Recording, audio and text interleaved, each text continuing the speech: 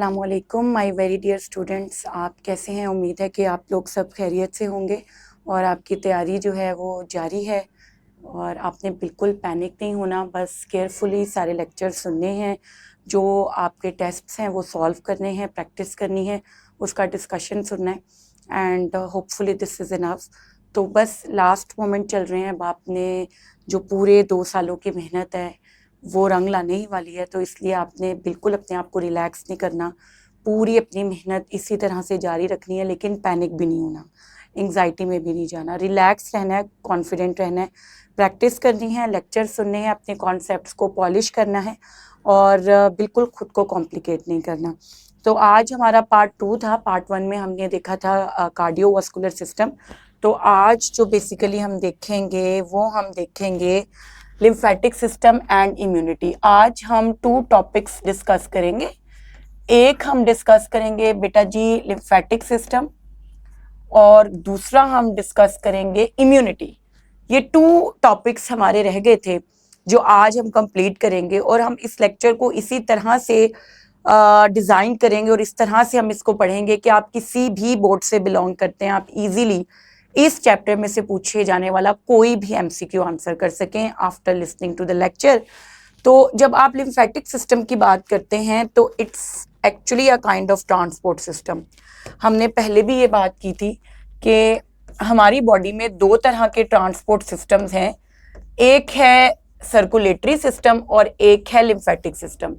तो बहुत ही इजी हम इसको लेके चलेंगे। तो ट्रांसपोर्ट सिस्टम की लिम्फेटिक सिस्टम एक टाइप है।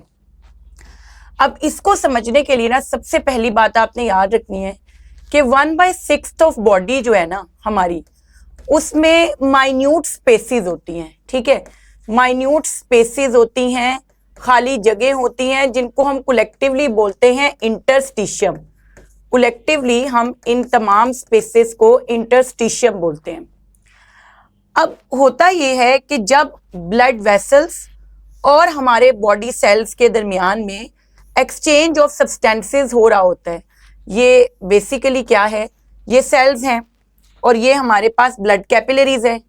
ये ब्लड कैपिलरीज हैं और ब्लड कैपिलरीज सराउंड करती हैं बॉडी टिश्यूज को, जिनमें यहाँ पर ये कुछ स्पेसेस हैं जिनको कलेक्टिवली हम क्या बोल रहे हैं, इंटरस्टिशियम। अब होता ये है कि इस एक्सचेंज के दौरान बहुत सारी जो सब्सटेंसेस हैं वो इस स्पेस में लीक हो जाती हैं। ठीक है, इस लीकेज को हम बोलते हैं इंटरस्टिशियल फ्लूइड। इंटर का मतलब बिटवीन होता है। ठीक है, तो ये इंटरस्टिशियल फ्लूइड है, स्पेसेस जो हैं दरमियान में सेल्स के, उनके दरमियान में ये फ्लूइड है। ठीक हो गया। अब होता ये है कि अगर आप देखें ना तो पर डे तकरीबन 30 लीटर्स जो है ना वो ये लीकेज होता है इस स्पेस में, जिसमें से 27 लीटर्स जो है वो क्या होता है, दैट इज रिटर्न बैक, वो वापस चला जाता है, डिफ्यूजेस बैक, वो वापस चला जाता है। अब रिमेनिंग जो 3 लीटर्स है ना, वो जो बाकी का 3 लीटर रह गया वो डायरेक्टली डिफ्यूज करके नहीं जा पाता ब्लड में, वो डायरेक्टली डिफ्यूज नहीं हो पाता। ठीक है, जो रिमेनिंग 3 लीटर्स रह गया वो क्या होता है, वो डायरेक्टली डिफ्यूज करके वापस ब्लड में नहीं जा पाता। वो 3 लीटर्स एंटर होता है एक ट्रांसपोर्ट सिस्टम में जिसका नाम है लिम्फेटिक सिस्टम। वो इस सारे लीकेज को इकट्ठा करता है और उसको भेजता है बैक टू ब्लड सर्कुलेशन, जो कि डिफ्यूज बैक नहीं हो पाता, उसको ये इकट्ठा करता है और वापस भेजता है ब्लड सर्कुलेशन में। अब अगर आप इसका कॉम्पोजिशन देखें कि इसके अंदर क्या क्या चीजें मौजूद होती हैं, तो उसको करने से पहले पहली बात तो आपने क्लियर रखना है कि लिम्फेटिक सिस्टम है क्या। ये सिस्टम है जो कि क्या करता है, दैट कलेक्ट्स, जो बेसिकली कलेक्ट करता है किसको, लीकेज को। ठीक है, जो कि इंटरस्टिशियल स्पेसेस में है leakage, and returns it back, और फिर इसको रिटर्न करता है, returns it back to blood circulation. ये हमारे पास है हमारा लिम्फेटिक सिस्टम, वापस से उसको ब्लड सर्कुलेशन में भेज देता है। सिंपल। अब आप ये देखिए, सबसे पहले we should know about the composition of interstitial fluid, कि जो इंटरस्टिशियल फ्लूइड है उसका कॉम्पोजिशन क्या है। तो बेटा जब आप कॉम्पोजिशन की बात करते हैं तो इसके अंदर बेसिकली क्या क्या चीजें मौजूद है, इसमें वाटर है, इसमें ग्लूकोज है, इसमें बेसिकली अमाइनो एसिड्स हैं, इसमें कुछ छोटे मॉलिक्यूल्स फैटी एसिड्स के भी हैं। ठीक है, अगर हम इसका कॉम्पोजिशन देखें तो इसमें वाटर है, ग्लूकोज है, अमाइनो एसिड्स हैं, फैटी एसिड्स हैं। ठीक है, कुछ वाइट ब्लड सेल्स भी स्क्वीज करके आ जाते हैं इसमें, जिसकी वजह से इसका कलर वाइट होता है। फ्यू प्रोटीन्स होते हैं, स्मॉल साइज्ड फ्यू प्रोटीन्स भी होते हैं। तो अगर हम इसको रिलेट करें ना तो इंटरस्टिशियल फ्लूइड का composition is just like plasma. Plasma, CSF और ग्लोमेरुलर फिल्ट्रेट, ठीक है, इनका जो कॉम्पोजिशन है ना वो तकरीबन एक जैसा होता है। तकरीबन इनमें एक जैसा ही कॉम्पोजिशन पाया जाता है। और ये MCQ भी आता है कि the composition of interstitial fluid is same as of, तो प्लाज्मा। ठीक है, CSF का भी पूछ सकते हैं कि किससे रिलेट करता है, तो सिंपली ये होता है इस इंटरस्टिशियल फ्लूइड का कॉम्पोजिशन। अब क्या है, लिम्फेटिक सिस्टम ने इसको कलेक्ट करना है और कलेक्ट करने के बाद वापस ब्लड में भेजना है। तो सबसे पहले हम देखते हैं कि लिम्फेटिक सिस्टम के कंपोनेंट्स क्या हैं। हमने देख लिया कि इसका क्या रोल है हमारी बॉडी में। फिर आप जब इसके कंपोनेंट्स देखते हैं कि लिम्फेटिक सिस्टम के कंपोनेंट्स क्या हैं, तो सिंपली बच्चे लिम्फेटिक सिस्टम के कंपोनेंट्स में क्या मौजूद है, इसमें है lymph capillaries.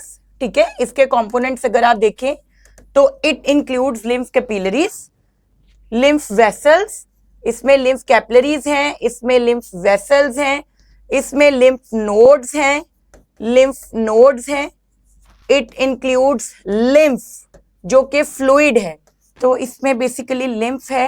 And it includes lymphoid message, और इसमें शामिल हैं लिम्फोइड मैसेज। तो जब आप कंपोनेंट्स की बात करते हैं तो it has 5 main components, lymph capillaries, lymph vessels, lymph nodes, lymph जो कि फ्लूइड है, और लिम्फोइड मैसेज, ये इसके कंपोनेंट्स हैं। अब हम देखते हैं कि पैसेज वे क्या रहता है, किस तरीके से लिम्फ जो है वो वापस भेजा जाता है ब्लड सर्कुलेशन में। तो जब हम पैसेज वे की बात करते हैं सिंपली कि how lymph enters into the blood, और लिम्फ क्या है, तो सिंपली होता ये है कि अगर आप देखें तो जहां जहां ब्लड कैपिलरीज मौजूद हैं और ब्लड वेसल्स मौजूद हैं, वहां वहां पर लिम्फ कैपिलरीज भी मौजूद होती हैं। ठीक है, अब लेट्स सपोज कि ये हमारे पास क्या मौजूद हैं, ब्लड वेसल्स। ठीक है, और साथ में बॉडी टिश्यूज हैं। तो जहां जहां पर ब्लड वेसल्स मौजूद होंगी वहां वहां पर लिम्फ कैपिलरीज भी प्रेजेंट होती हैं। लेकिन यहाँ पर बात ये है कि पहली बात आपने जो समझनी है, ये ब्लाइंड एंडेड होती हैं, मतलब closed ended. They are not like tube, ये ओपन नहीं होती दोनों एंड्स पर, जैसे कि कैपिलरीज होती हैं और उनके अंदर प्री कैपिलरी स्फिंक्टर्स होते हैं जो कि ब्लड की फ्लो को कंट्रोल करते हैं। यहाँ पर ऐसा नहीं होता। अगर हम देखें तो they are blind ended. Blind ended का मतलब ये है कि क्लोज्ड। ठीक है, इनके जो सेल्स होते हैं ना, दे आर ओवरलैपिंग। जो सेल्स को अगर आप देखें तो अनलाइक ब्लड कैपिलरीज, जहां पर जो सेल्स हैं वो सीधी लाइन में अरेंज होते हैं, यहाँ पर सेल्स ओवरलैप्ड होते हैं। ये सेल्स ओवरलैप्ड होते हैं और इस तरह से ये ओवरलैपिंग से जो स्ट्रक्चर्स बनते हैं उनको हम बोलते हैं मिनी वैल्व्स। बेटा जी ये मिनी वैल्व्स होते हैं। अब होता क्या है कि समझे ये इंटरस्टिशियल फ्लूइड है जो बहुत ज्यादा इकट्ठा हुआ है इन स्पेसेस में ड्यूरिंग एक्सचेंज ऑफ सब्सटेंसेस।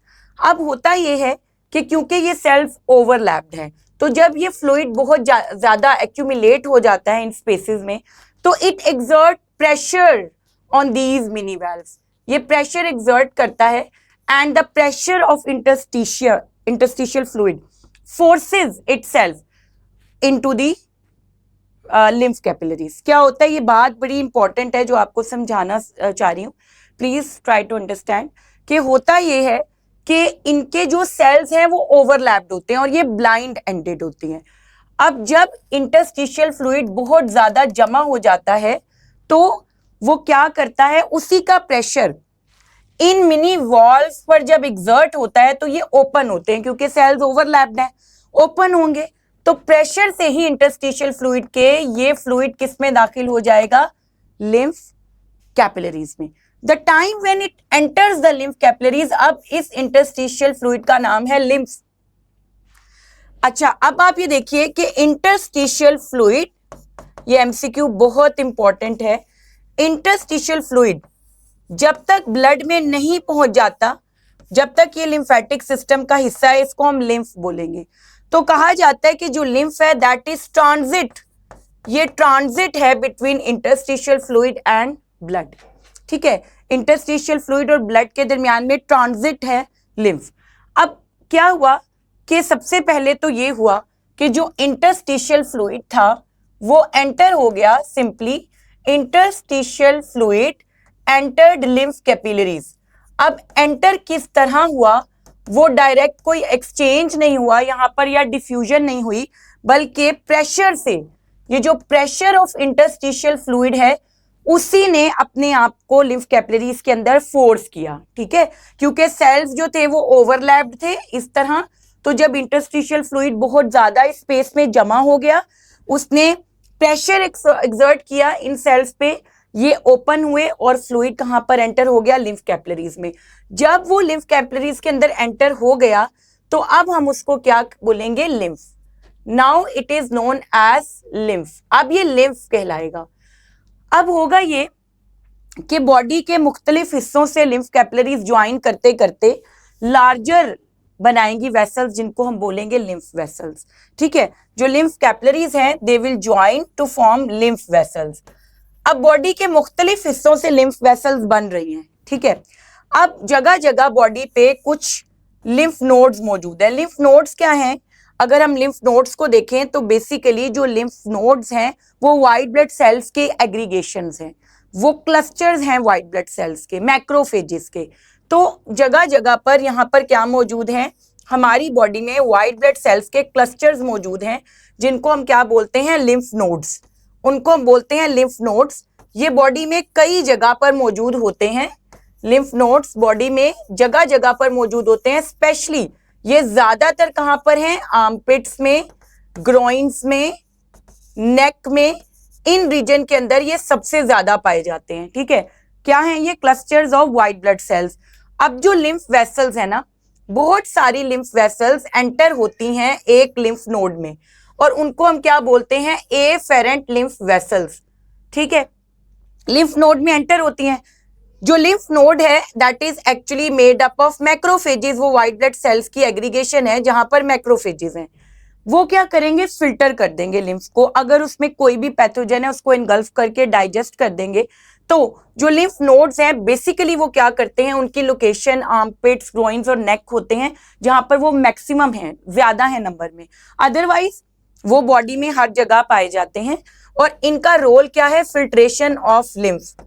ये जो लिम्फ है उसको फिल्टर कर देंगे। ठीक है, अब क्या होगा कि जब लिम्फ फिल्टर होगा तो that will drain into a single efferent lymph vessel, तो वो एक सिंगल इफेरेंट लिम्फ वेसल बना देगा। ठीक है, और इसी तरह बॉडी के मुख्तलिफ हिस्सों में बहुत सारी लिम्फ वेसल्स बनती जाएंगी, इफेरेंट लिम्फ वेसल्स बनती जाएंगी। ठीक है, बॉडी के मुख्तलिफ हिस्सों से इफेरेंट लिम्फ वेसल्स आती जाएंगी। अब राइट साइड की जितनी भी लिम्फ वेसल्स हैं वो सारी ज्वाइन करते करते अल्टीमेटली एक बड़ा सा डक्ट बनाएंगी, जिसको हम क्या नाम देंगे, उस बड़े से डक्ट को हम नाम देंगे लिम्फेटिक डक्ट। ठीक है, राइट साइड पर जितनी भी होंगी वो क्या बना देंगी, वो लिम्फेटिक डक्ट बना देंगी, एक बड़ा सा लिम्फेटिक डक्ट। ये कहां पर मौजूद होगा, राइट साइड पर। ठीक है, लिम्फेटिक डक्ट बनाएंगी, सारी की सारी इफेरेंट लिम्फ वेसल्स जो थी वो आपस में ज्वाइन करती जा रही थी, और ज्वाइन करते करते अल्टीमेटली वो एक डक्ट के साथ जुड़ी, जिसको हम क्या बोलते हैं, लिम्फेटिक डक्ट। लिम्फेटिक डक्ट जो है that enters into thymus gland, और थाइमस ग्लैंड में क्या मौजूद होती है, उससे निकल रही होती है सबक्लेवियन वेन। तो जितना भी सब कुछ है that enters into the subclavian vein, वो सबक्लेवियन वेन में दाखिल हो जाता है। ठीक है, तो सिंपली अगर आप देखें कि क्या पैसेज वे है, तो इंटरस्टिशियल फ्लूइड एंटर हुआ लिम्फ कैपिलरीज में प्रेशर से। जैसे ही वो लिम्फ कैपिलरीज में एंटर हुआ उसको नाम दे दिया गया लिम्फ का। फिर क्या हुआ, लिम्फ कैपिलरीज जो हैं वो ज्वाइन करके आपस में लिम्फ वेसल्स बनाती हैं, लिम्फ वेसल्स एंटर होती हैं बॉडी में पाए जाने वाले जगह जगह पर व्हाइट ब्लड सेल्स के गुच्छों में, जिनको हम लिम्फ नोड्स कहते हैं, जो लिम्फ को फिल्टर करते हैं। हर पॉइंट पर मौजूद होते हैं, but they are most abundant in armpits, groins, neck, axillary regions. Filter कर देते हैं लिम्फ को, लिम्फ नोड्स। फिर ये एंटर हो जाती हैं कहाँ पर? होता ये है कि बहुत सारी एफेरेंट लिम्फ वेसल्स एक लिम्फ नोड में एंटर होती हैं and drain into a single efferent lymph vessel. वो एक सिंगल इफेरेंट लिम्फ वेसल बनाती हैं और फिर बॉडी के मुख्तलिफ हिस्सों से इफेरेंट लिम्फ वेसल्स बनती जा रही हैं और अल्टीमेटली राइट साइड पर वो एक डक्ट बनाती हैं, बड़ा सा लिम्फेटिक डक्ट, जो थाइमस ग्लैंड के जरिए सबक्लेवियन वेन में खुलता है। तो सबक्लेवियन वेन ऑब्वियसली यहाँ पर क्या मौजूद है? ब्लड। तो सब कुछ कहां पर पहुंच जाएगा? Back into the blood. यहाँ पर फेडरल की और दूसरे टेक्स्ट बुक्स की जो बात अगर हम करें बोर्ड्स की, तो उसमें भी हम एक ऐड करते हैं बात कि राइट साइड पर तो राइट लिम्फेटिक डक्ट होता है।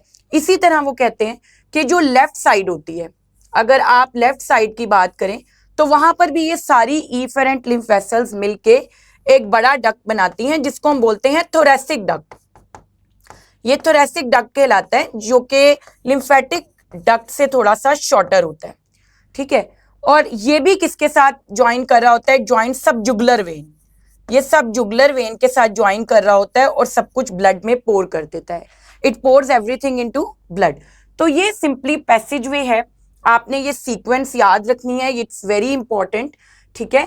कि ये लेफ्ट साइड की बात कुछ बुक्स के अंदर उन्होंने ये जिक्र किया है कि जो लेफ्ट साइड से सारा लिम्फ इकट्ठा हो रहा होता है वो एक शॉर्टर डक्ट बनाता है, थोरेसिक डक्ट, ठीक है। और वो सब जुगुलर वेन के अंदर ओपन होता है और सारा कुछ वेन के अंदर जो है वो पोर कर देता है, ठीक है। और कहीं बुक्स में जो जिक्र है वो हमारे पास सबक्लेवियन वेन का ही है कि लेफ्ट साइड पर भी सबक्लेवियन वेन है जहां पर सारा लिम्फ जो है वो पोर किया जाता है। तो इट डिपेंड्स कि आपको वो क्या चॉइसेस दे रहे हैं। नॉर्मली वो जो ज्यादातर टेक्स्ट बुक्स हैं उनके अंदर उन्होंने सिर्फ जिक्र किया है लिम्फेटिक डक्ट का, तो उसके मुताबिक हम यही करेंगे कि जो लिम्फेटिक डक्ट है वो हमारे पास थाइमस ग्लैंड के जरिए सबक्लेवियन वेन में सब कुछ पोर कर देता है। उसके बाद अगर आप ये देखें तो हमारे पास बात आती है कि कौन से फैक्टर्स हैं जो लिम्फ की मूवमेंट को असिस्ट करते हैं, क्योंकि लिम्फ की मूवमेंट अपवर्ड होनी है, ठीक है। और यहाँ पर तो कोई ब्लड सर्कुलेटरी सिस्टम की तरह कोई पंप भी मौजूद नहीं है। जैसे ब्लड सर्कुलेटरी सिस्टम में तो हार्ट मौजूद है जो कि कॉन्टिन्यूसली ब्लड को बॉडी से रिसीव करके उसको पंप करता है बार बार बॉडी में ताकि ब्लड सर्कुलेशन में रहे। बट यहाँ पर तो कोई ऐसा सेंट्रल पंप भी नहीं है, फिर भी कैसे फ्लूइड की मूवमेंट रिटेन रहती है? तो यहाँ पर एक्चुअली में जो फैक्टर्स असिस्ट करते हैं इसकी मूवमेंट को, वो हमारा ब्रीदिंग पैटर्न है। हम जब ब्रीथ करते हैं, फिर इसके अलावा जो मूवमेंट है हमारे स्केलेटल मसल्स की, वो असिस्ट करती है अपवर्ड फ्लो ऑफ लिम्फ को। इसके अलावा जो मूवमेंट ऑफ बेसिकली हमारे विजरल ऑर्गन्स हैं जैसे पेरिस्टोलसिस वगैरह है, विजरल ऑर्गन्स की जो मूवमेंट है वो भी इसको असिस्ट करती है अपवर्ड जाने में, और कुछ वॉल्व्स भी। ये सारी चीजें मिलकर इंश्योर करती हैं कि लिम्फ की फ्लो अपवर्ड ही हो, क्योंकि बहुत थोड़ा सा रीजन है जो कि ऊपर से लिम्फ को कलेक्ट करके नीचे ला रहा है, लेकिन मेजर बॉडी ऑर्गन्स जो हैं वो नीचे ही लोकेटेड है और मेजर बॉडी का पोर्शन नीचे ही है। तो सारा कुछ कलेक्ट होके ऊपर सबक्लेवियन वेन की तरफ आना है। तो बेसिकली ये सारे फैक्टर्स असिस्ट करते हैं इसको। इन केस अगर आप इसके फंक्शंस देखें तो इसकी फंक्शन से ही हमने स्टार्ट की थी इसकी डेफिनेशन कि क्या है। यहाँ पर आपने बस क्लैरिटी रखनी है कि आप इस पॉइंट को गौर से याद रखिएगा कि लिम्फेटिक डक्ट जो होता है सारी इफरेंट लिम्फ वेसल्स बनाती हैं जो थाइमस ग्लैंड के जरिए सबक्लेवियन वेन में ओपन होता है, मतलब डक्ट, और सारा कुछ जो है ब्लड सर्कुलेशन में चला जाता है। ये सिर्फ कुछ एक्सेप्शंस की बात है। कुछ बोर्ड्स में ये भी बताया गया है कि जो लेफ्ट साइड है वहां का सारा लिम्फ एक शॉर्टर डक्ट बनाता है, थोरेसिक डक्ट, जो कि सब जुगुलर वेन के अंदर ओपन होता है। तो बेसिकली हमारे पास क्या होता है, ये बात हो गई अबाउट लिम्फ फ्लो के वो किस तरीके से फ्लो करता है और किस तरीके से ब्लड में वापस जाता है। तो अब यहाँ पर हम जो डिस्कशन करेंगे वो डिस्कशन हम ये करेंगे कि इसके रोल्स अगर हम देखें कि क्या है, फंक्शन क्या है। तो नंबर 1 तो रिटर्न्स लीकेज।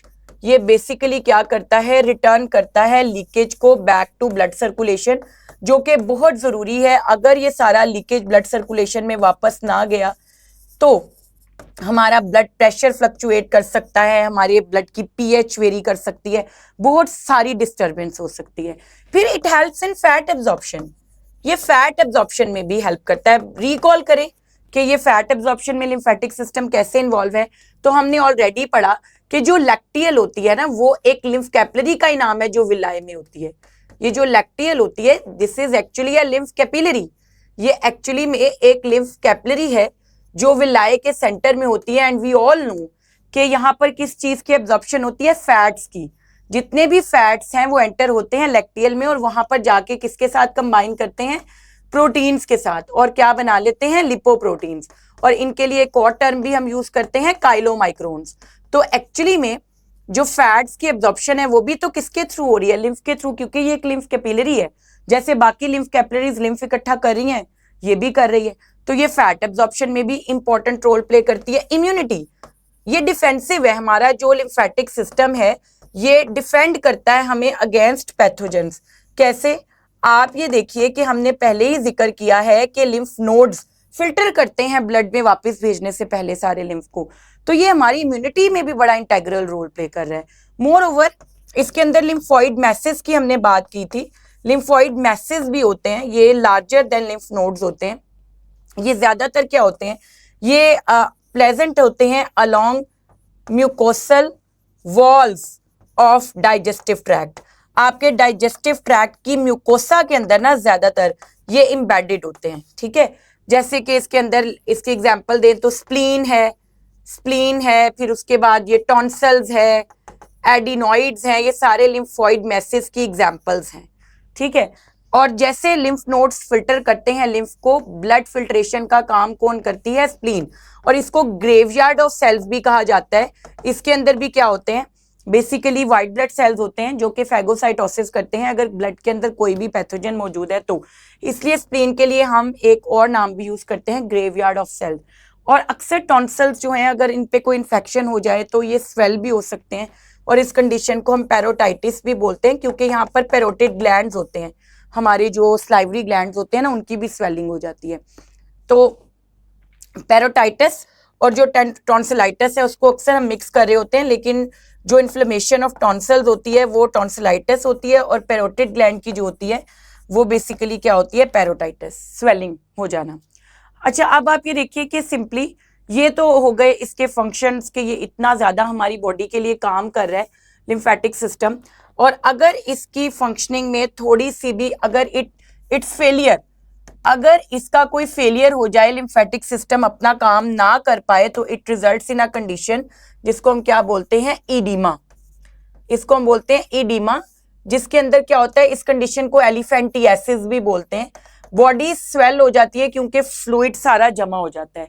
ईडीमा के केस में रिटेंशन हो जाती है। अब याद करें कि किडनी के अंदर हमने पढ़ा था ना कि इंटरस्टिशियल फ्लूइड होता है, इंटरस्टिशियल फ्लूइड होता है जिसको कॉन्सेंट्रेट करके पानी वापस लाया जाता है। तो ऑब्वियसली रीनल रिटेंशन होगी, रीनल या जो फंक्शन है वो इम्पेयर होगा, वो प्रॉपरली काम नहीं कर पाएगी सॉल्ट्स की एब्जॉर्प्शन का या उनको रिलीज करने का। तो इसके अंदर क्या होता है, जो बॉडी फ्लूइड है, यानी ये जो आपका इंटरस्टिशियल फ्लूइड है, ये सारा एक्यूमुलेट हो जाता है इन इंटरस्टिशियम, जिसकी वजह से बॉडी स्वेल्स अप। जो बॉडी होती है उसमें स्वेलिंग हो जाती है बहुत ज्यादा। तो ये बेसिकली हमारे पास अगर it fails to function properly तो यही होता है कि इडीमा हो जाती है, एक कंडीशन जिसको हम एलिफेंटियासिस भी बोलते हैं।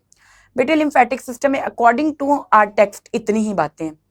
बात ये होती है कि बातें हमारे पास बहुत सारी होती है, लेकिन यहाँ पर जरूरत है आपको टू द पॉइंट रहने की, आपको जरूरत है अपने माइंड की क्लैरिटी की। तो यहाँ पर अपने माइंड को बहुत ही क्लियर रखते हुए आपने ये चीज देखनी है कि टू द पॉइंट चीजों को करें जो आपके काम आए और आप कम टाइम में उनको देख सकें। तो लिम्फेटिक सिस्टम में आपने देखा कि वो क्या है, उसके क्या कंपोनेंट्स हैं, उसमें लिम्फ कैसे एंटर होता है और कैसे ब्लड तक वापस जाता है, उसके मेजर रोल्स क्या है, और अगर उसकी फेलियर हो जाती है तो वो क्या कंडीशन हो सकती है, इडीमा। फिर आप ये देखिए नेक्स्ट हमारे पास जो टॉपिक है दैट इज इम्यूनिटी। हमारा जो नेक्स्ट टॉपिक है वो है इम्यूनिटी। जब हम इम्यूनिटी का जिक्र करते हैं तो सिंपली इम्यूनिटी में ना हमारे पास ये क्या है, ये हमारी बॉडी की एबिलिटी है टू रिकॉग्नाइज। बेसिकली अगर हम देखें कि इम्यूनिटी है क्या, तो ये आपकी बॉडी की बेसिकली एबिलिटी है कि वो रिकॉग्नाइज कर सके किसी भी फॉरेन इन्वेडर को, ठीक है, और फिर उसकी रिजेक्शन कॉज कर सके, उसको किल कर सके, उसको न्यूट्रलाइज कर सके। ये एबिलिटी आपकी बॉडी की क्या कहलाती है? इम्यूनिटी, ठीक है। इम्यूनिटी के अंदर दो मेन चीजें हैं, एक रिकॉग्निशन और एक रिजेक्शन, कि बॉडी आपकी किसी भी फॉरेन इन्वेडर को, जो भी चीज बाहर से आपकी बॉडी में आई है, किसी भी फॉरेन इन्वेडर को, इंट्रूडर को क्या कर सके, बॉडी डिटेक्ट कर सके कि वो आपकी बॉडी में दाखिल हुआ है, और फौरन से उसकी रिजेक्शन के लिए कोई एक्शन ले सके ताकि वो आपकी बॉडी को नुकसान ना पहुंचाए। बेसिकली ये इम्यूनिटी होती है। इम्यूनिटी की ना बेसिकली हमारे पास 3 लाइन्स ऑफ डिफेंसेस हैं। हाँ, एक तो है first line of defence, you should know about it. फिर एक सेकेंड लाइन ऑफ डिफेंस है, ठीक है, second line of defence, second line of defence, और तीसरी जो है that is third line of defence. तो हमारे पास बेसिकली अगर आप इम्यूनिटी की बात करें तो हमारी बॉडी में 3 वेज में बॉडी आपको डिफेंड करने का काम कर रही होती है, कि अगर कोई भी फॉरेन इंट्रूडर एंटर होता है तो बॉडी फॉरेन से एक्शन लेती है उसकी रिजेक्शन का। अब देखिए, जब आप फर्स्ट लाइन ऑफ डिफेंस की बात करते हैं ना, तो इसमें क्या होता है? पहली बात, ये इनेट होती है। इनेट का मतलब बाय बर्थ है, बिल्ट इन है, आपने उसको एक्वायर नहीं किया, आपने ये सीखी नहीं है। एक तो इनेट होती है आपकी फर्स्ट लाइन ऑफ डिफेंस, और दूसरा नॉन स्पेसिफिक होती है। नॉन स्पेसिफिक मीन कि कोई भी बैक्टीरिया या वायरस, कोई भी एंटीजन अगर आपकी बॉडी में दाखिल होता है तो ये एक्ट करेगी, ठीक है। इसमें क्या क्या शामिल है? तो सबसे पहले तो आपकी स्किन है। स्किन जो है वो एक बैरियर का काम करती है आपके एनवायरनमेंट और आपकी बॉडी के दरमियान में। तो सबसे पहले तो यही पेनिट्रेट ही नहीं होने देती किसी को। किस तरह? जो बेसिकली स्किन होती है ना बेटे, इसके अंदर सूडीफेरस ग्लैंड्स होते हैं। इसके अंदर सूडीफेरस ग्लैंड्स होते हैं, जिनको हम बेसिकली स्वेट ग्लैंड्स भी बोलते हैं। इनका नाम स्वेट ग्लैंड भी होता है। ये स्वेट सिक्रीट करते हैं। ये एक्राइन भी होते हैं, ये एपोक्राइन भी होते हैं। ये बस इनकी लोकेशन की बेस पर इनके नाम है। एपोक्राइन एक्सिलरी रीजन्स के अंदर होते हैं, जैसे अंडर आर्म्स, इधर एक्सिला, अंडर आर्म्स में, इस तरह के एरियाज में। और क्राइन वाले जो होते हैं वो नॉर्मली आपके पाम्स, फेस, इस तरह ये मौजूद होते हैं। और ये क्या सिक्रीट करते हैं? They secrete sweat. ये स्वेट सिक्रीट करते हैं। और जो स्वेट होता है उसके अंदर क्या मौजूद होता है? It contains lysozyme. इसमें लाइसोजाइम भी होता है जो कि एंटीबैक्टीरियल है। फिर इसके अंदर क्या मौजूद होता है? लैक्टिक एसिड भी मौजूद होता है, जो कि ग्रो ही नहीं करने देता किसी भी बैक्टीरिया या किसी भी एंटीजन को आपकी बॉडी पे, ठीक है। फिर अगर आप देखें तो स्किन, क्योंकि पहला ही बैरियर है कि अगर कोई भी चीज स्किन के थ्रू पेनिट्रेट करने की कोशिश करेगी, तो सूडीफेरस ग्लैंड्स हैं जो कि स्वेट ग्लैंड्स हैं। फिर यहाँ पर सेबेशियस ग्लैंड्स मौजूद होते हैं। फिर स्किन के अंदर क्या मौजूद है? Sebaceous glands. तो जब आप सेबेशियस ग्लैंड्स की बात करते हैं तो सेबेशियस ग्लैंड्स क्या सिक्रीट करते हैं? सीबम। ये सीबम प्रोड्यूस करते हैं विच इज लिपिड रिच। इसमें बहुत सारा लिपिड होता है जिसकी वजह से पेनिट्रेट ही नहीं कर पाते पैथोजेंस आपकी स्किन के अंदर। तो ये हमारी skin is acting as a first line of defence.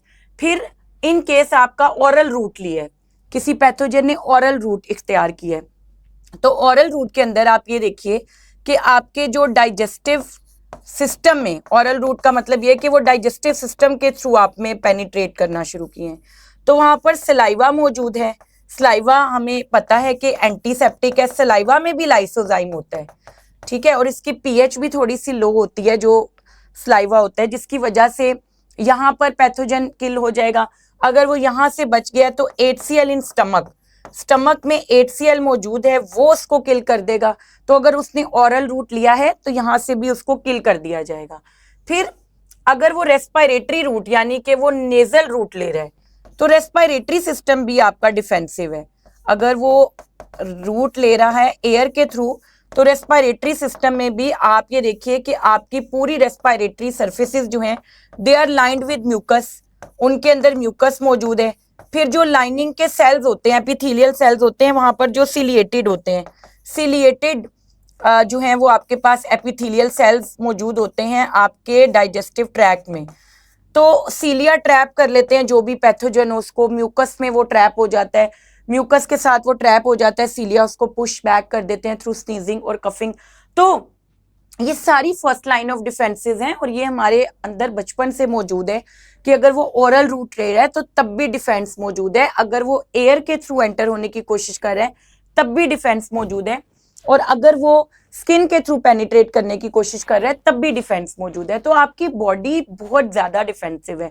अल्लाह ताला ने इतनी ज्यादा हमारे अंदर इम्यूनिटी रखी है कि सिंपली आप किसी भी चीज के अगेंस्ट फाइट कर रहे होते हैं। फिर आप ये देखिए कि हमने तो ये देखी फर्स्ट लाइन ऑफ डिफेंस, ठीक है, ये फर्स्ट लाइन ऑफ डिफेंस थी। अब हम आते हैं सेकंड लाइन ऑफ डिफेंस में, थोड़ा सा ये नीचे आ जाए। ये देखिए जो सेकंड लाइन ऑफ डिफेंस है ना बेटा, वो भी इनेट है, दैट इज ऑल्सो इनेट, वो भी इनेट है और वो भी नॉन स्पेसिफिक है। यानी कोई भी बैक्टीरिया या एंटीजन अगर आपकी बॉडी में दाखिल होगा तो इट विल वर्क, ये काम करेगी। सेकंड लाइन ऑफ डिफेंस भी क्या है आपकी, इनेट है, और वो भी क्या है, नॉन स्पेसिफिक है। अगर यहां पर आप देखें कि सेकंड लाइन ऑफ डिफेंस जो है वो किस तरीके से एक्ट कर रही है, तो सिंपली इसमें क्या होता है, एक तो यहां पर मौजूद होते हैं आपके white blood cells, white blood cells जिनको हम क्या बोलते हैं, मोनोसाइट्स, ये मौजूद होते हैं जो कि एक्शन में आते हैं। फिर इसके अलावा व्हाइट ब्लड सेल्स की एक टाइप है न्यूट्रोफिल्स, न्यूट्रोफिल्स भी आपको डिफेंड करते हैं और वो सेकंड लाइन ऑफ डिफेंस में आते हैं। तो मोनोसाइट्स, न्यूट्रोफिल्स, और एक होते हैं cytotoxic T cells, cytotoxic T cells जिनको हम बेसिकली नेचुरल किलर सेल्स या फिर एनकेसीज भी बोलते हैं, वो भी इसके अंदर आते हैं सेकंड लाइन ऑफ डिफेंस में। तो सिंपली इसमें सेकंड लाइन ऑफ डिफेंस में क्या होता है, जैसे ही कोई बैक्टीरिया या वायरस आपकी बॉडी में दाखिल होता है तो ये जो मोनोसाइट्स होते हैं ना, ये प्रोड्यूस होते हैं बोन मैरो में और उसके बाद ये ब्लड में आ जाते हैं। 10 to 20 आवर्स तक ये रहते हैं ब्लड में, सर्कुलेट करते हैं, and then they enter into your body tissues. ये आपके बॉडी के ऑर्गन्स के टिश्यूज में एंटर हो जाते हैं, जैसे किडनीज में एंटर हो जाएंगे, ब्रेन में एंटर हो जाएंगे, ठीक है, आपके बॉडी के डिफरेंट टिश्यूज के अंदर और ऑर्गन्स के अंदर ये दाखिल हो जाते हैं। जब ये दाखिल हो जाते हैं टिश्यूज में तो हम इनको क्या बोलते हैं, मैक्रोफेजेस। फिर ये क्या करते हैं, वहां पर अगर कोई भी बैक्टीरिया या वायरस है तो उसको क्या करेंगे, एनगल्फ एंड डाइजेस्ट। और इनके अंदर क्या होता है, इस पर्पस के लिए लाइसोसोम्स बहुत ज्यादा अबंडेंट होते हैं, they are rich in lysosomes. इनके पास लाइसोसोम्स इतने सारे होते हैं क्योंकि इनका काम ही होता है कि फेगोसाइटोस करना चीजों को और फिर उसके बाद उनको डाइजेस्ट करना, तो इस वजह से इनके अंदर बहुत ही ज्यादा सारे लाइसोसोम्स मौजूद होते हैं। फिर ये एक इनका काम है, ठीक है, मोनोसाइट्स इस तरीके से एनगल्फ करके चीजों को डाइजेस्ट कर देते हैं। फिर इसी तरह ये जो आपके साइटोटॉक्सिक टी सेल्स हैं, न्यूट्रोफिल्स का पहले देख लेते हैं। जब आप बात करते हैं जी न्यूट्रोफिल्स की, ठीक है, ये देख लेते हैं यहाँ पर न्यूट्रोफिल्स की बात करें तो न्यूट्रोफिल्स भी मोनोसाइट्स के साथ मिलके फंक्शन कर रहे होते हैं। इनका क्या काम होता है, ये साइट ऑफ इन्वेजन पर पहुंचते हैं, जहां पर अटैक हुआ है वहां पर ये पहुंचते हैं और पहुंचने के बाद ये क्या करते हैं, फाइट, ये फाइट करते हैं विद पैथोजन, उस पैथोजन के साथ फाइट करते हैं।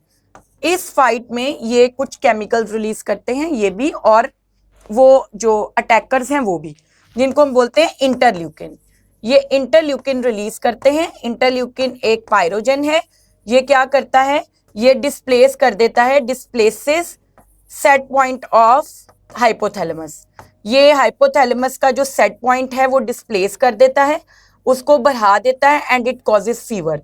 जैसे ही बॉडी टेम्परेचर बेटा बढ़ता है तो फौरन बॉडी टेम्परेचर बढ़ने से क्या होता है कि इट कैटालाइजेस, ठीक है, बॉडी का टेम्परेचर बढ़ना क्या करता है, catalyses, speeds up the killing of pathogens. इससे पैथोजेंस जो होते हैं उनको एक्टिवली मारना, यानी वायरस हैं तो टेम्परेचर बढ़ने से उनको तो बहुत जल्दी मारा जाता है, तो it catalyses the killing of pathogens. Moreover fever से क्या होता है, व्हाइट ब्लड सेल्स की जो प्रोडक्शन है is increased, white blood cells की प्रोडक्शन भी इंक्रीज हो जाती है, जिसकी वजह से फीवर आपकी इम्यूनिटी को फेवर करता है, ठीक है। फीवर हो गया, फीवर इस बात की निशानी है कि आपकी बॉडी लड़ रही है किसी पैथोजन से, आपकी बॉडी आपके लिए काम कर रही है, आपको किसी बड़ी बीमारी से बचा रही है, ठीक है, तो फीवर हो गया। मोर ओवर क्या हुआ कि जैसे ही इनको फीवर मिला तो इन्होंने क्या किया, कैटेलाइज हो गया किलिंग ऑफ पैथोजेंस।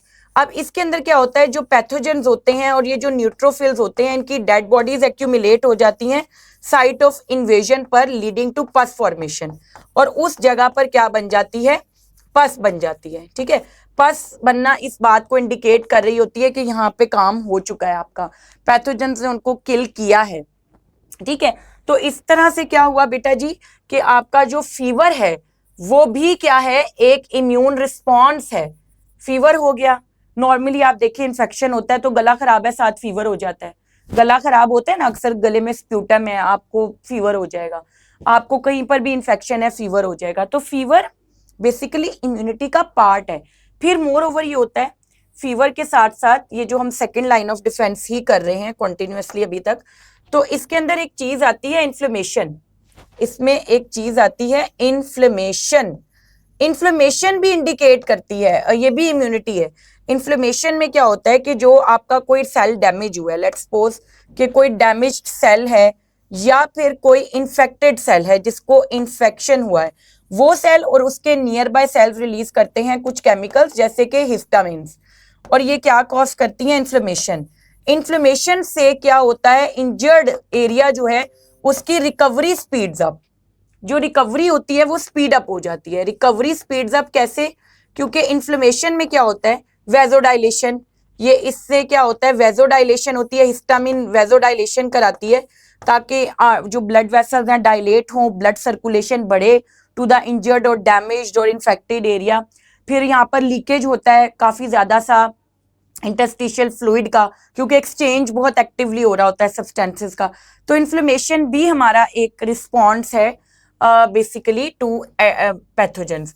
फिर हमने ये बात की थी साइटोटॉक्सिक टी सेल्स, मैं एक ही लाइन में वो करती जा रही हूँ क्योंकि ये हम लोगों का हो गया था, छोटा पड़ गया एरिया, तो इसलिए मैं सिर्फ इसी को करते जा रही हूँ यहीं पर। ठीक है, और ये मुझसे इकट्ठा भी नहीं हो रहा। तो ये सिंपली आप ये देखिए कि यहाँ पे देखते हैं, अब ये देखिए कि सिंपली हमारे पास क्या होता है बेटा कि इन्फ्लेमेशन हो गई, फीवर हमने देख लिया। फिर यहाँ पर ना हमारे पास होते हैं साइटोटॉक्सिक टी सेल्स, का भी तो मैंने अभी जिक्र किया था, वो रह गए थे। साइटोटॉक्सिक सी सेल्स ज्यादातर अटैक करते हैं कैंसेरियस सेल्स को। अगर किसी सेल की टेंडेंसी है कैंसर की तरफ, तो cytotoxic T cells cancerous sales को अटैक करते हैं या उन सेल्स को जिनमें पैथोजेंस हो, या समटाइम्स ये डायरेक्टली पैथोजेंस को भी अटैक करते हैं। इसमें ये होता है कि सिंपली ये जो साइटोटॉक्सिक टी सेल्स हैं ये प्रोटीन्स बनाते हैं जिनको हम बोलते हैं परफोरिन्स। ठीक है, ये रिलीज करते हैं केमिकल जिनको हम परफोरिन्स कहते हैं। परफोरिन्स क्या करते हैं, जो इन्फेक्टेड सेल होता है, ठीक है, या तो इन्फेक्टेड सेल जिसके अंदर बैक्टीरिया या वायरस है, या डायरेक्टली जो एंटीजन है, ठीक है, परफोरिन्स उसमें जाके क्या क्रिएट कर देते हैं, होल्स क्रिएट कर देते हैं। ये उसमें क्या कर देते हैं, होल्स क्रिएट कर देते हैं। ठीक है, होल्स क्रिएट कर देंगे, होल्स की वजह से क्या हो जाएगा, उन सेल्स का ऑस्मोटिक लाइसिस। ऑस्मोटिक लाइसिस का मतलब है उन होल्स के जरिए पानी एंटर होगा और वो सेल्स बर्स्ट हो जाएंगे। चाहे वो इन्फेक्टेड सेल था, चाहे वो एंटीजन था, वो बर्स्ट हो गया। इन्होंने रिलीज किए परफोरिन्स, जो परफोरिन्स होते हैं वो उनमें होल्स क्रिएट कर देते हैं जिससे वो सेल पूरा का पूरा डैमेज हो जाता है। इनके लिए टर्म एक और भी यूज किया है, ग्रेन्जाइम्स। ग्रेन्जाइम्स भी होते हैं, ये भी होस्ट सेल को जो है वो बेसिकली उसमें होल्स क्रिएट करके उसको किल करने में हेल्प करते हैं। तो ये हमारे पास हो जाता है about second line of defence. इसमें ये तकरीबन सारी चीजें ही हैं। तो बेसिकली अब हमारी आती है थर्ड लाइन ऑफ डिफेंस। तो जब हम बात करते हैं थर्ड लाइन ऑफ डिफेंस की, तो हम उसको बोलते हैं इम्यून रिस्पॉन्स। जो हमारा थर्ड लाइन ऑफ डिफेंस है that is known as immune response. ठीक है, अब इम्यून रिस्पॉन्स जो होता है ना बच्चे, सिंपली अगर हम देखें तो इम्यून रिस्पॉन्स के टू बेसिक कंपोनेंट्स हैं। एक तो एंटीबॉडीज हैं जिनको हम बोलते हैं इम्यूनोग्लोबुलिन्स, इनको हम कहते हैं इम्यूनोग्लोबुलिन्स। ठीक है, ये ग्लोबुलर प्रोटीन्स हैं। ठीक है, दे आर ग्लोबुलर प्रोटीन्स। फिर दूसरा जो कंपोनेंट है वो है सेल्स जिनको हम बोलते हैं लिम्फोसाइट्स। जो लिम्फोसाइट्स हैं वो दो तरह के हैं बेसिकली, एक बी लिम्फोसाइट्स, एक कहलाते हैं बी लिम्फोसाइट्स और दूसरे कहलाते हैं बेटा टी लिम्फोसाइट्स। ठीक है, दो तरह के लिम्फोसाइट्स हैं, एक बी लिम्फोसाइट्स और एक टी लिम्फोसाइट्स। जब आप बी लिम्फोसाइट्स की बात करते हैं तो बी लिम्फोसाइट्स जो रिस्पॉन्स शो करते हैं उसको हम बोलते हैं सेल ह्यूमोरल रिस्पॉन्स।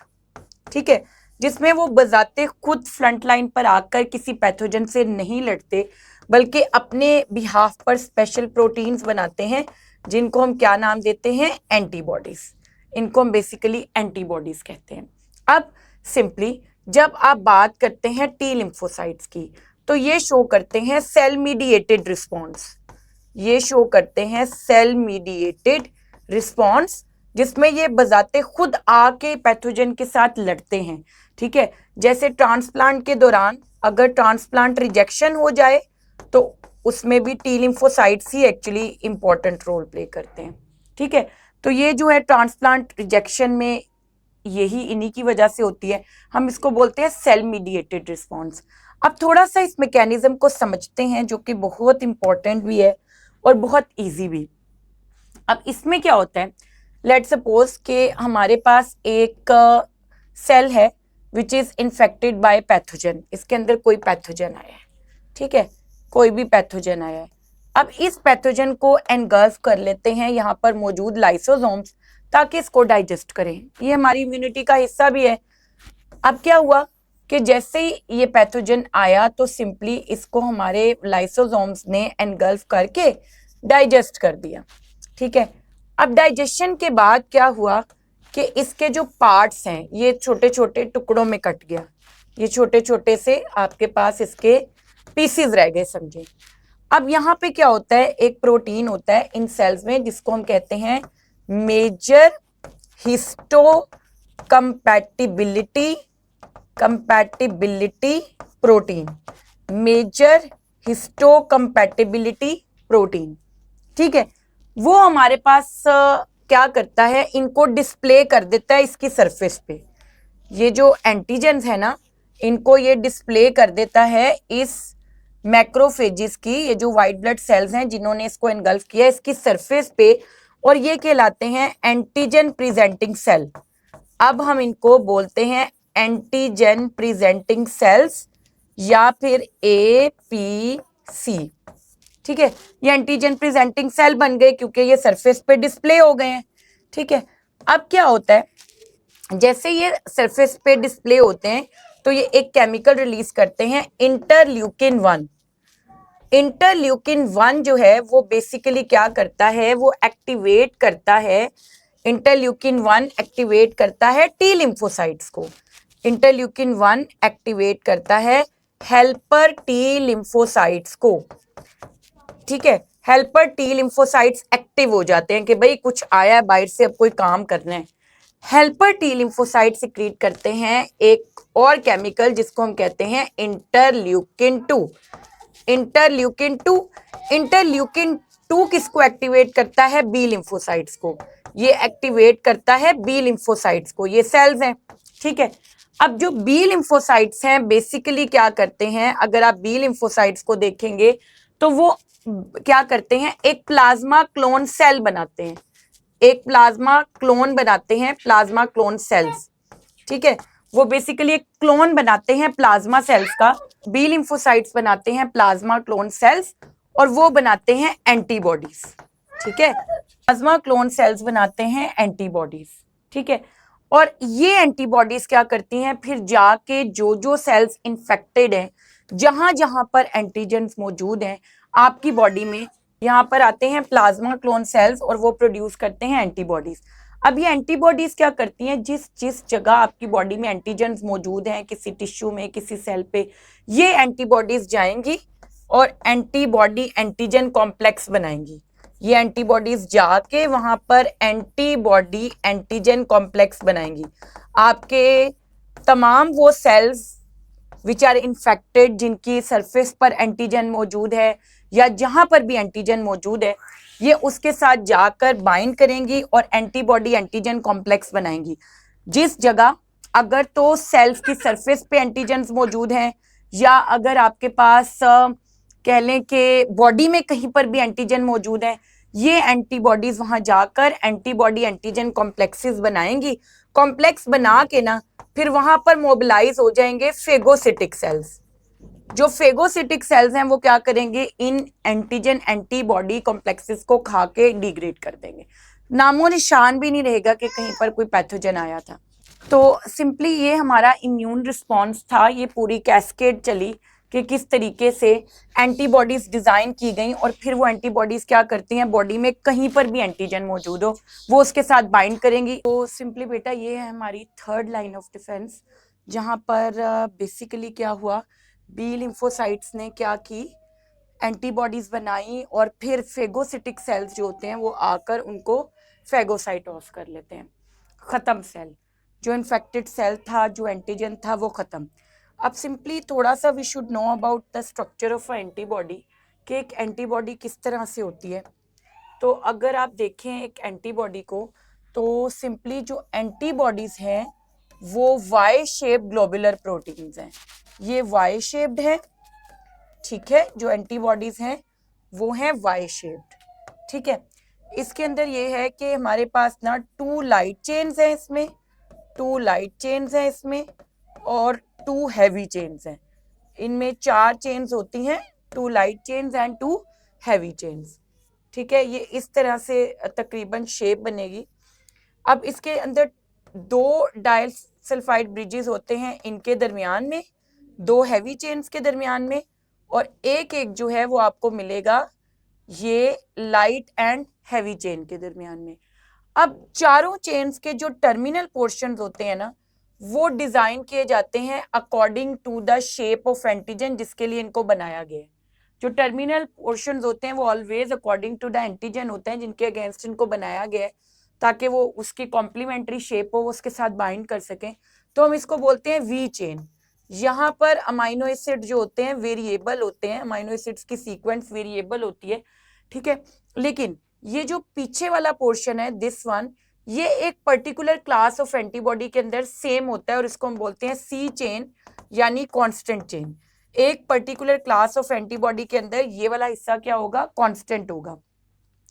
ये एंटीबॉडीज हैं, ये डिजाइन की जाती हैं according to the shape of antigen, उसके साथ बाइंड करती हैं, एंटीजन एंटीबॉडी कॉम्प्लेक्सेस बनाती हैं। सारे एंटीजन जो जो आपकी बॉडी के सेल्स के बाहर हैं, सेल्स के अंदर हैं या बॉडी टिश्यूज में हैं, उनको पकड़ती हैं, पकड़ के फेगोसिटिक सेल्स के हवाले कर देती हैं।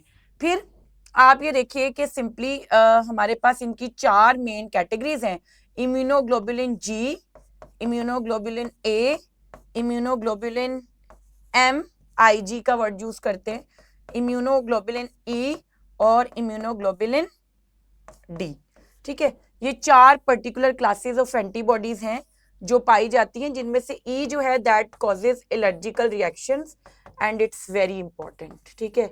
ये आ गया, ठीक है। तो सिंपली ये जो है मोस्ट अबंडेंट वन है, मोस्ट अबंडेंट, ठीक है। तो ये सिंपली हमारे पास आती हैं अबाउट द एंटीबॉडीज, ये सारी हमारी एंटीबॉडीज हैं। फिर अब हम बात करते हैं अबाउट इम्यूनिटी। जब इम्यूनिटी की टाइप्स की बात करते हैं, तो जब आप इम्यूनिटी की टाइप्स की बात करते हैं तो इम्यूनिटी की बेसिक टाइप्स जो हैं वो हैं 2।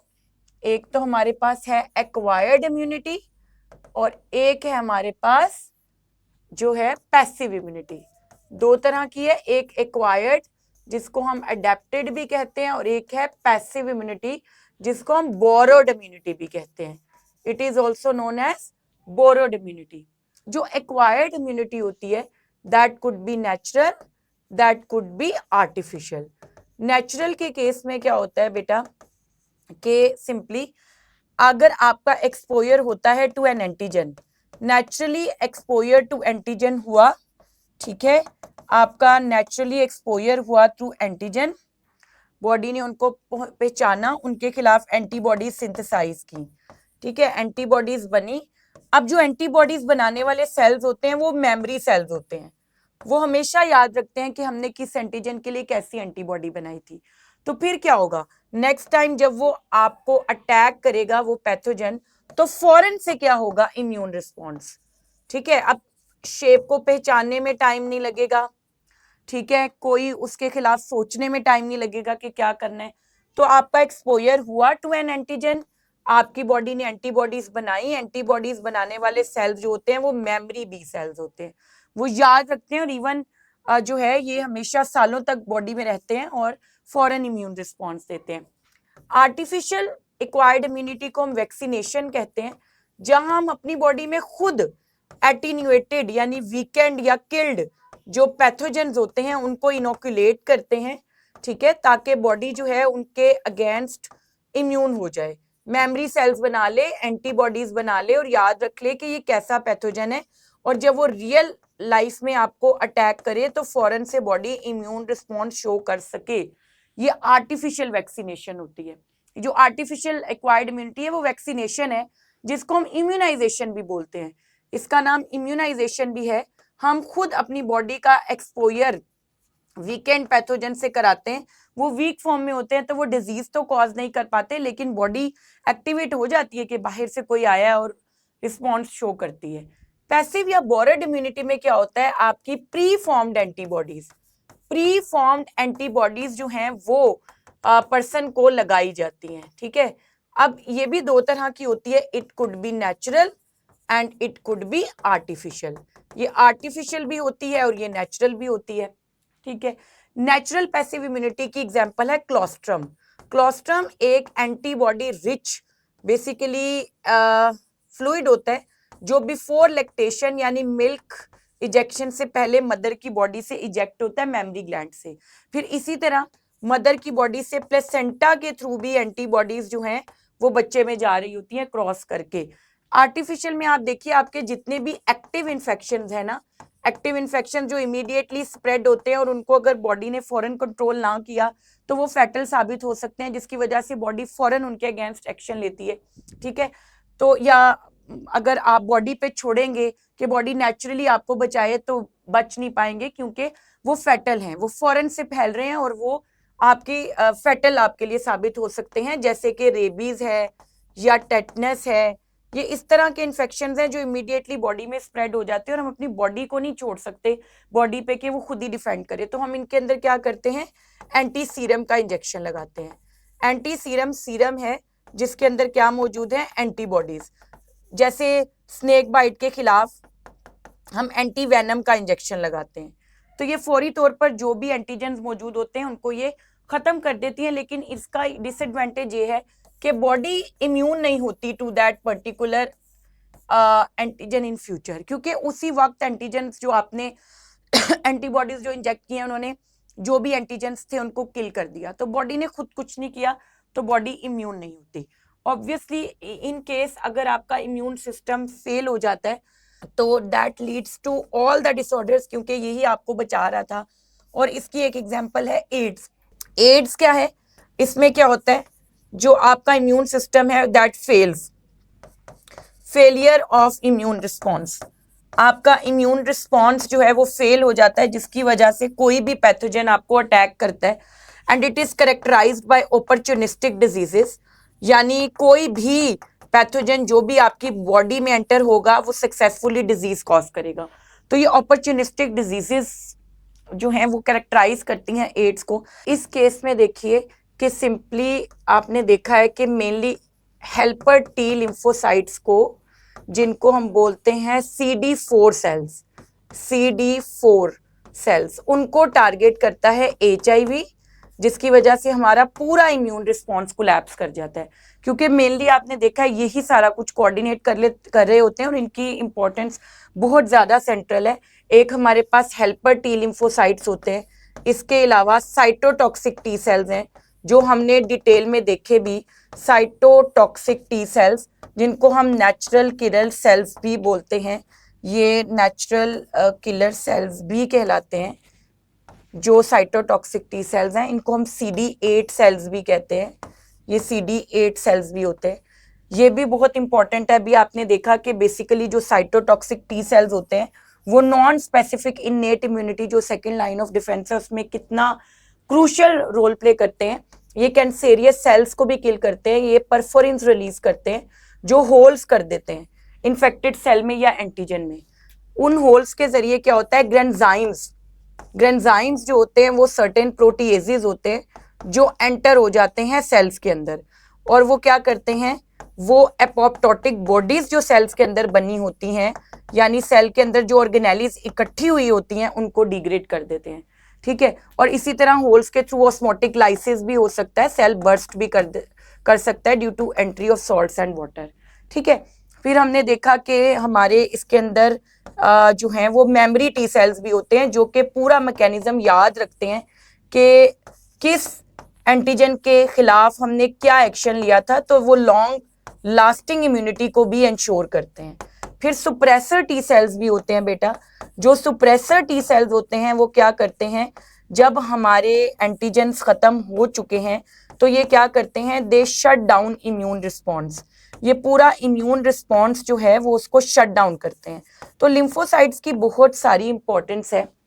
ये चारों टाइप्स के जो लिम्फोसाइट्स हैं they are playing important role. Helper T lymphocyte पूरी इम्यूनिटी को कोऑर्डिनेट कर रहा है। साइटोटॉक्सिक टी सेल्स हम भी देख लिया कि हमने उनका क्या है, वो परफोरिन्स रिलीज करते हैं जो होल्स कर रहे हैं होस्ट सेल में, इन्फेक्टेड सेल में या एंटीजन में, जिसके थ्रू ग्रेंजाइम्स एंटर हो रहे हैं, वो सेल के अंदर मौजूदा ऑर्गेनेलिस को डिग्रेड कर रहे हैं, तोड़ रहे हैं। इसके अलावा ऑस्मोटिक लाइसिस को इंश्योर कर रहे हैं। मेमोरी टी सेल्स इंश्योर कर रहे हैं लॉन्ग लास्टिंग इम्यूनिटी, और suppressor T cells shut down कर रहे हैं पूरा इम्यून रिस्पॉन्स। तो एड्स के पेशेंट्स का जो इम्यून सिस्टम है वो टोटली कॉम्प्रोमाइज्ड होता है and they are characterized by the opportunistic diseases. ठीक है, तो जितना बेटे आपने ये बात याद रखनी है, क्योंकि टाइम इज़ वेरी शॉर्ट, तो हम ज़्यादा डेप्थ में और ज़्यादा कॉम्प्लिकेशन में आपके लिए नहीं क्रिएट करना चाह रही थी।